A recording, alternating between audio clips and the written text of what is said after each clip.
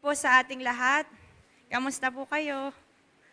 Nawa ay okay lang po ang lahat. Sige po, tayo po ay dumako sa isang panalangin. Thank you, Father. Thank you, Jesus. Thank you, Holy Spirit. Maraming salamat, Lord, sa araw pong ito. Thank you, Lord, na kami po ay pinagkatipon-tipon nyo upang makapag-aral ng inyong salita at makapanalangin, Lord, para po sa aming bansa, para po sa aming mga kapatiran, sa aming pong iglesia, O God. At dalangin ko po na itago niyo po ako sa inyong krus at salita niyo lamang, Lord, ang siyang mamumutawi sa aking mga labi.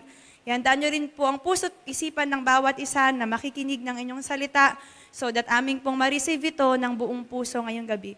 We just thank you and praise you for this day. We love you. In Jesus' name we pray. Amen. Sige po, basahin po natin ng ating text found in Acts 10 verse 30 to 33. So Cornelius said, 4 days ago I was fasting until this hour, and at the 9th hour I prayed in my house, and behold, a man stood before me in bright clothing. Verse 31, and said, Cornelius, your prayer has been heard, and your alms are remembered in the sight of God. Purihin po ang pagbabasa ng salita ng Diyos. Ang Acts chapter 10 po ay nagpapakita po ng plano ng Diyos upang alisin po yung hadlang sa pagitan po ng Jews and Gentiles. Specifically po, sa storyang ito, kay Cornelius, siya po ay isang Roman centurion, at kay Peter, isa pong Jewish apostle. Kilala naman po natin si Pedro. Bigyan ko lamang po kayo ng background or kwento ko na lamang po yung buong Acts 10. Si Cornelio po ay isang Gentiles, nabanggit na po natin kanina. Siya po ay devoted at may takot po siya sa Diyos. Siya rin po ay mapagbigay po sa mga mahihirap. Na-mention po sa verse, and your alms are remembered in the sight of God. Ang ibig sabihin po ng alms ay isa po siyang, yung pagbibigay po ng money and clothing sa mga mahihirap po. Specifically po siya po ay mapagbigay po sa mga mahihirap na mga Hudyo nung panahon po na yon. And basahin po natin sa Acts 10 verse 3 to 5 sa Tagalog po. Isang araw ng ikasyam pa lamang ang oras, maliwanag siyang nakakita ng isang pangitain. Nakita niya ang isang anghel ng Diyos na papalapit sa kanya. Sinabi nito sa kanya, Cornelio. Siya ay tumitig sa kanya at sa takot ay sinabi niya sa kanya, ano yun, Panginoon? Sinabi niya sa kanya, ang iyong mga panalangin at mga pagkakaloob sa mga kahabag-habag ay pumailang lang ng isang alaala sa harap ng Diyos. Verse 5, magsugo ka ng mga tao ngayon sa Jope. Ipasundo mo si Simon na tinatawag na Pedro. Samantalang po, nung nangyari po ito, nauna po yung vision ni Cornelius, nagkaroon din po ng vision si Peter, kung saan ipinakita po ng Diyos kay Peter na hindi niya po dapat ituring na marumi po ang sinumang tao o pagkain. Makikita po natin yan sa verse 11 to 15. Sabi po doon, nakita niyang bukas ang langit at may isang kagamitang bumaba sa kanya.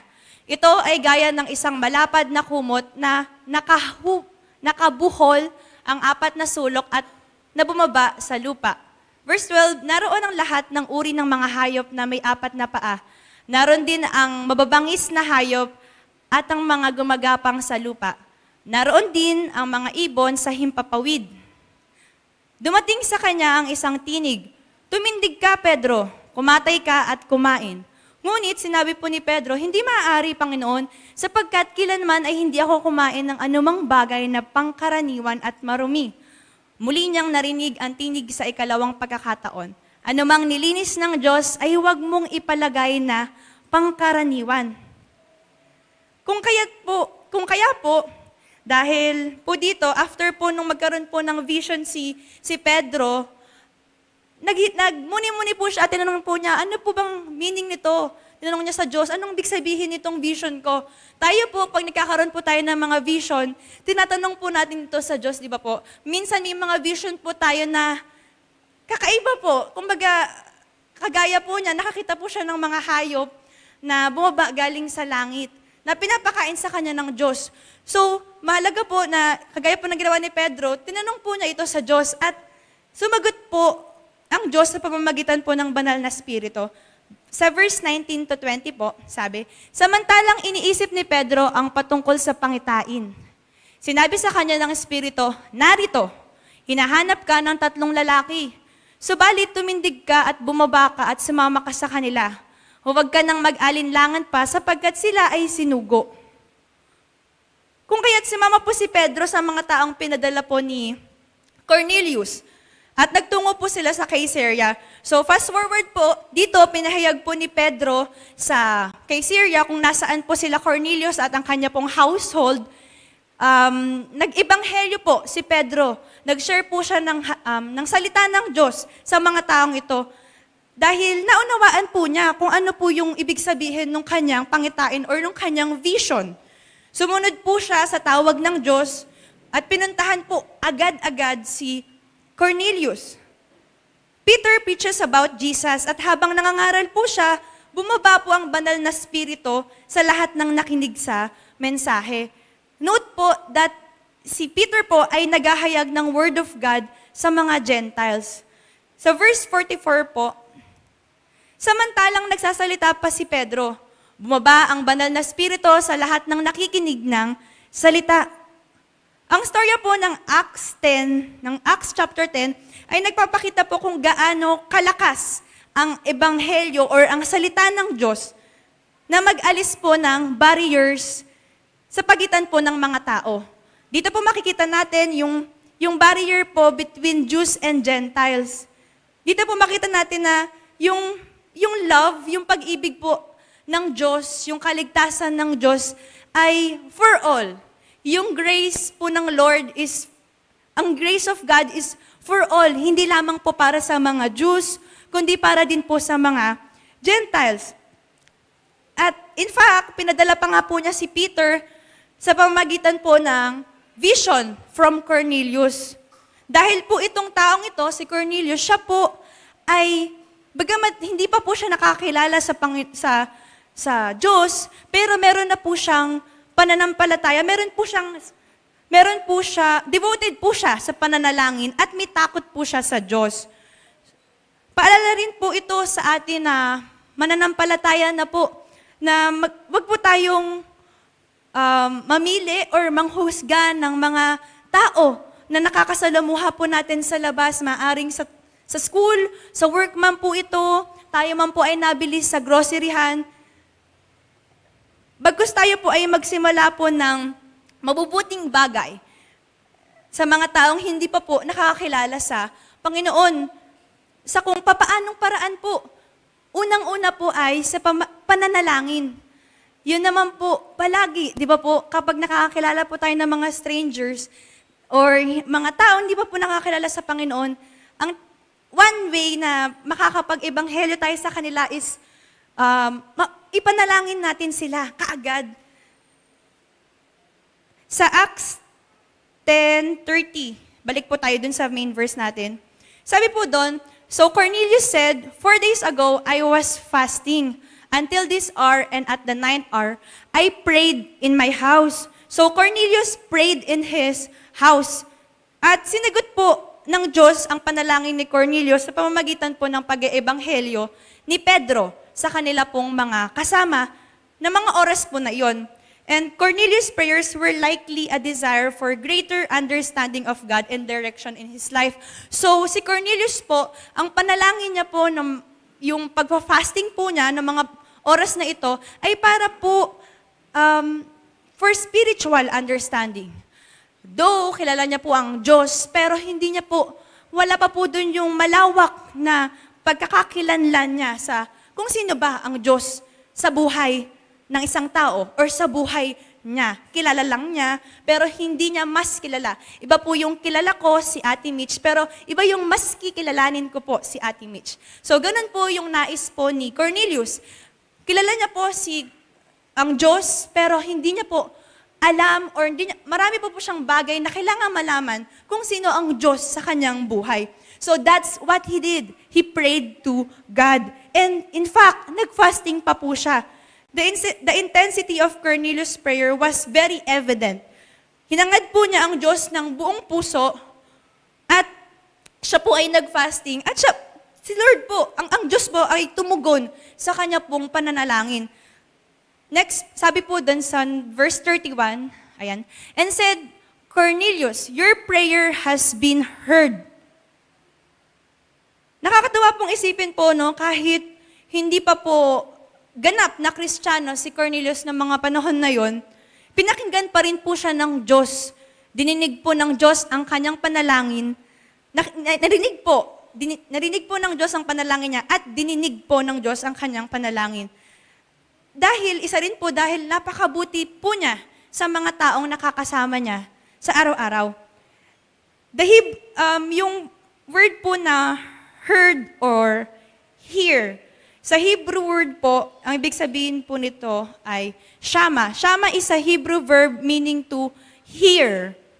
Sabihin nga po natin, shama. Shama is also used in related contexts as in English, such as to listen, or to obey, or to understand. Lahat po ng ito, all of which are the result of hearing. Listen, obey, understand. Hindi po tayo mag-obey kung hindi po tayo nakinig. Hindi po tayo mag-obey kung hindi po natin maintindihan ang isang bagay kung hindi naman po tayo nakinig. God heard his prayers and sent an angel to guide him to Peter, who would share the gospel and lead Cornelius and his household to salvation. Ano po kaya tayo, no, di ba? Nakakilala na po tayo sa Diyos at tinanggap po natin ng Panginoon bilang Lord and Savior ng ating mga buhay. Some of us, matagal na pong nakakilala sa Panginoon. Some of us, bata pa lamang po, Kristiyano na. And truly, God hears the prayer of His people. God hears Ate Jules' prayer. God hears Miss Jet's prayer. God hears all of our prayers. As a church, as an individual, ito man po ay personal prayer, naririnig po tayo ng Diyos. Sa Jeremiah 29 verse 12, then you will call upon me and come and pray to me, and I will shama you. Let's pray po with confidence because God hears. God shama us. And alam po natin na tayo po ay tutuginin po ng Panginoon. Meron pong pagkakataon sa buhay natin na parang ang tagal, parang Lord, hindi po ito yung gusto ko. Pero lagi po natin tatandaan na ito po ay para po sa ating ikabubuti. If God close door, God will open new door for you.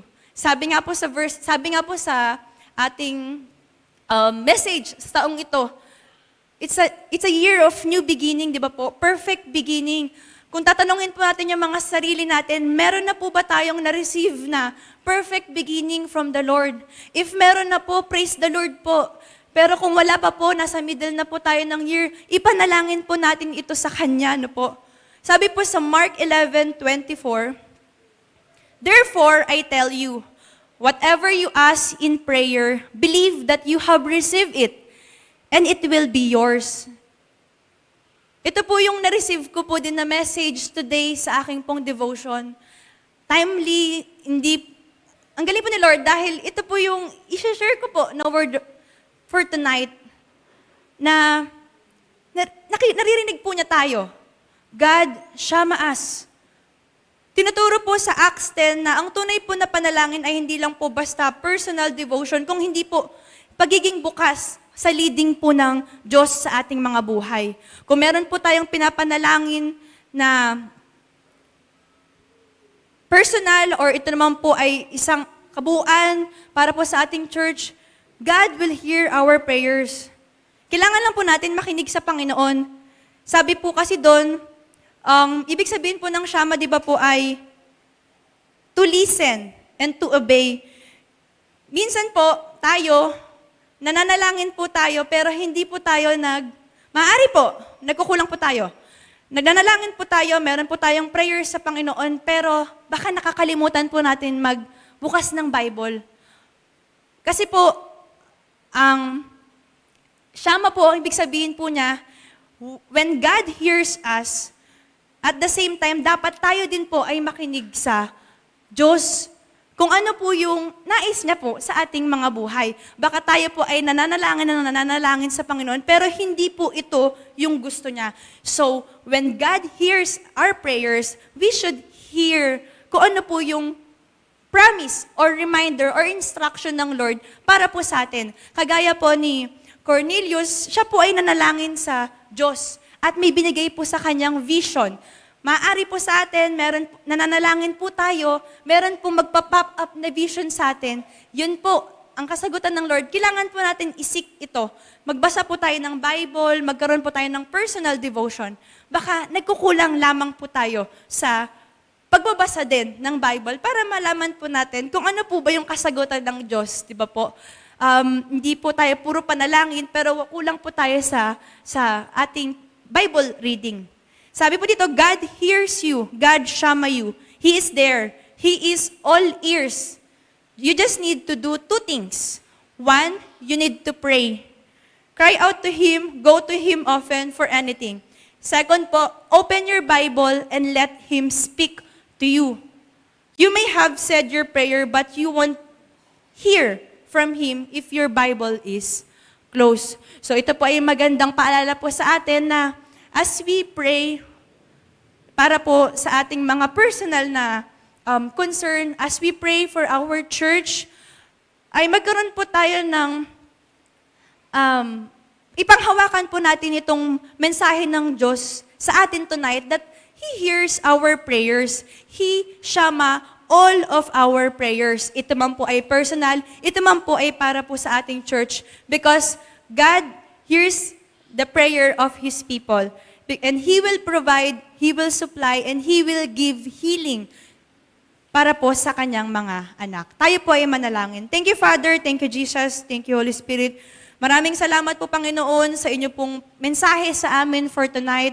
Kayo po ay mabuti, O God. Thank you for you have reminded us na kami po ay inyo pong naririnig, O God, sa lahat po ng aming mga ipinapanalangin sa inyo.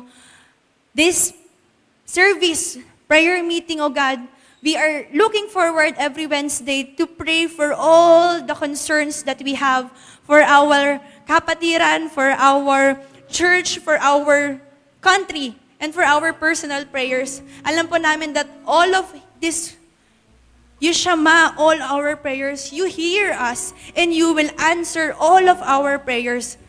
And Lord, patawarin niyo po kami sa mga pagkakataong kami po ay nagkukulang sa pananaliksik ng inyong salita niyo, O God. Sa pakikinig din po sa inyo, maaaring kami po ay blinded sa aming pong spiritual na mga mata.